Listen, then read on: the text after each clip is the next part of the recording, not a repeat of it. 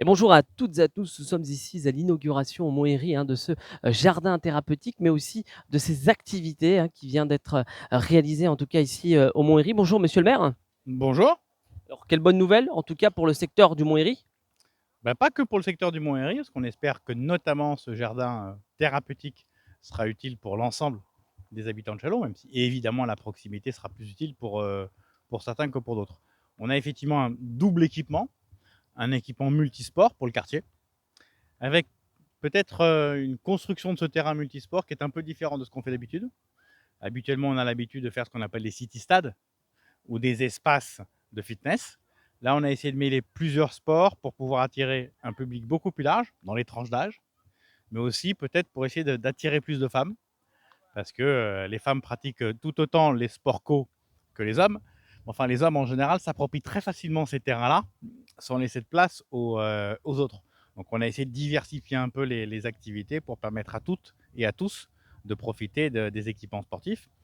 Et puis ensuite, on a le jardin thérapeutique qui est juste devant moi. Là, c'est un autre concept.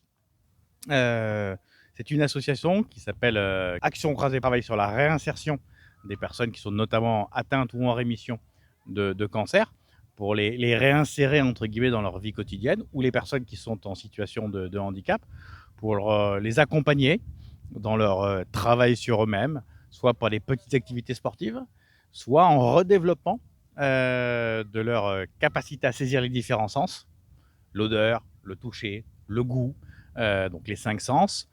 Et c'est vraiment donc pour ça que ça appelle ça un jardin thérapeutique, parce qu'il a un objet thérapeutique.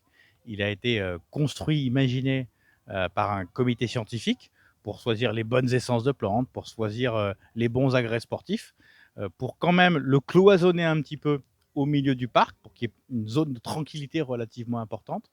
Voilà. Et donc, on espère que les patients de l'hôpital, de l'EPSMM, de la masse des Alouettes ou d'autres puissent intégrer demain de plus en plus ce jardin, qu'il soit de Châlons ou d'ailleurs, qu'il soit du Mont-Henri ou d'un autre quartier de Châlons, pour qu'ils prennent possession, entre guillemets, de ce jardin qui est pour eux. Qui est ouvert à toutes et à tous finalement. Et c'était vraiment... Alors, Mm. le parc est ouvert à toutes et à tous. Le jardin, évidemment, est ouvert à tout le monde, ça va de soi. Mais il a quand même une vocation particulière. C'est pour ça, pour des personnes qui en ont besoin. Personnes en situation de handicap, personnes qui, là encore, je l'évoque, sortent d'une maladie, qui ont besoin de réapprendre ces sens, de se réapproprier ces sens pendant leur convalescence. Et donc, c'est quand même fait plutôt pour eux. Merci beaucoup, monsieur le maire. Merci à vous. Et je suis en présence de Jérôme et de docteur Costa. Alors Jérôme, bien évidemment, connu, pharmacien à Place Foch, et puis président d'Action Croisée. Jérôme, bonjour. Bonjour. Docteur Costa, bonjour. Bonjour. Alors, Jérôme, cette inauguration, en tout cas, de ce parc, bien entendu, tu es à la clé de ce projet. Si tu peux nous en parler un peu plus. Oui, alors, c'est une grande première.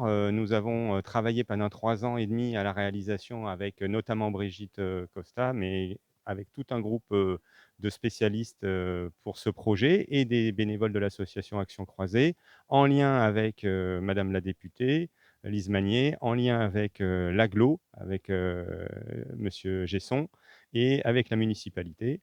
Et donc, ce jardin thérapeutique est le fruit, donc de ces 3 années et demie de travail, et on peut aujourd'hui offrir au grand public, puisque c'est la grande première sur ce type de jardin, d'avoir un espace qui est ouvert au grand public. D'habitude, c'est un jardin qui est souvent intégré dans les structures hospitalières, dans les cours carrés des hôpitaux.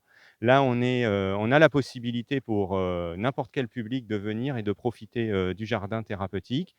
Ce jardin thérapeutique répond à un certain nombre de critères qui sont scientifiques et scientifiquement prouvés, et qui nous ont guidés dans la création.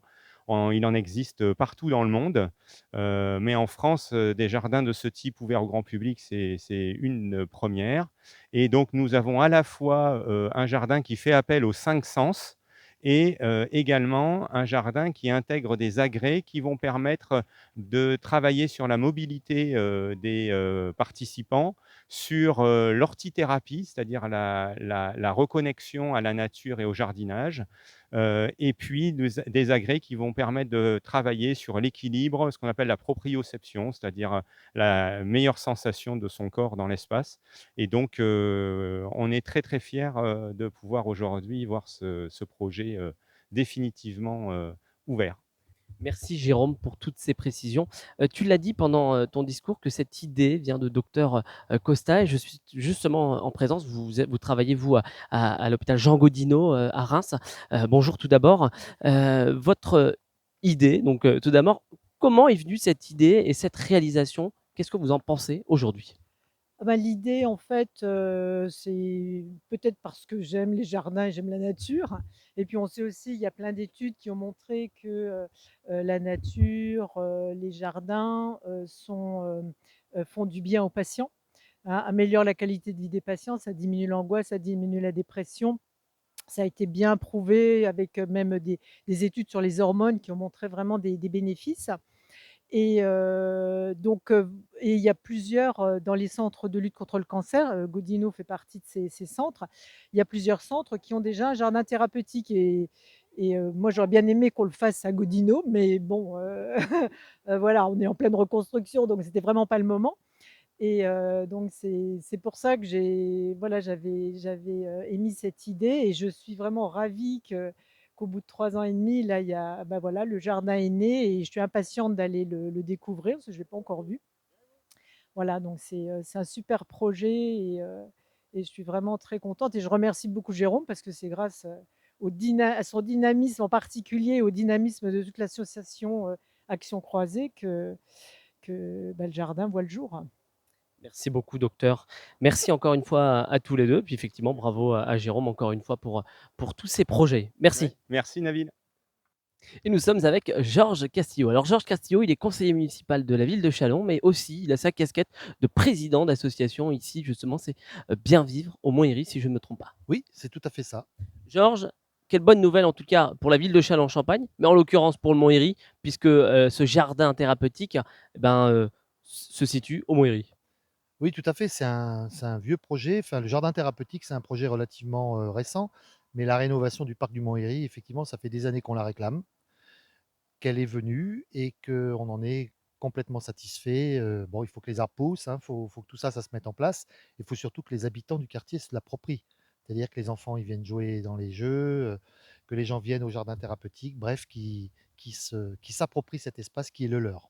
Effectivement, puis, cet espace d'activité puisque, ce parc-là, on est assis au moment où on se parle, on est assis sur une table où on peut pique-niquer d'ailleurs. C'est aussi, ce côté, sympa de ce jardin, thérapeutique et puis on a ces activités, derrière et justement l'association Bien Vivre au Montlhéry, est-ce que, va utiliser ces infrastructures pour, mettre des événements en place? Bien sûr, le premier événement qu'on va mettre en place, hein, c'est une exclusivité pour le collectif chalonnais, c'est, on va mettre en place une boîte à livres avec des animations autour du plaisir de lire au mois de septembre. Les pieds sont déjà installés en bordure du jardin thérapeutique. Donc on a monté cette opération boîte à livres, comme dans d'autres quartiers de Châlons d'ailleurs, hein, comme à la Madagascar, à Semar, et cetera. Et le 13 septembre, on va mettre en place une activité avec des conteurs, avec les enfants du quartier qu'on va solliciter pour une animation autour du livre, du plaisir de lire, qu'on va essayer de faire perdurer dans le temps. Après, il y aura d'autres, on va inciter les gens du quartier à venir utiliser cet espace, hein. On voit déjà là des gens qui viennent pique-niquer, beaucoup d'étudiants des deux lycées, Ozanam et Eumichen, qui viennent, qui s'installent, qui pique-niquent le midi. Donc voilà, alors là, il fait très chaud, hein, forcément, mais quand il fait meilleur, les gens s'approprient cet espace. Les enfants viennent jouer, les jeux sont tout neufs, ils sont extrêmement sympas. Donc voilà, et l'association va prendre toute sa place là-dedans. On va proposer des activités, on va essayer de, de, de- de faire notamment un pique-nique de printemps au mois de mai, par exemple. C'est un projet. Bon, il y a la brocante, mais ça, c'est un autre sujet. Et voilà, En donc tout cas, beaucoup d'activités, on a vont en tout être cas l'ambition de faire plein de choses. bon, super, ça déjà, vous faites déjà pas mal de choses, mais on va en rajouter avec ce nouveau parc et ce nouveau, jardin. Merci beaucoup, Georges, d'avoir répondu à nos quelques questions. On vous souhaite une très belle journée, surtout prenez soin de vous et à très vite sur le collectif Chalonnais.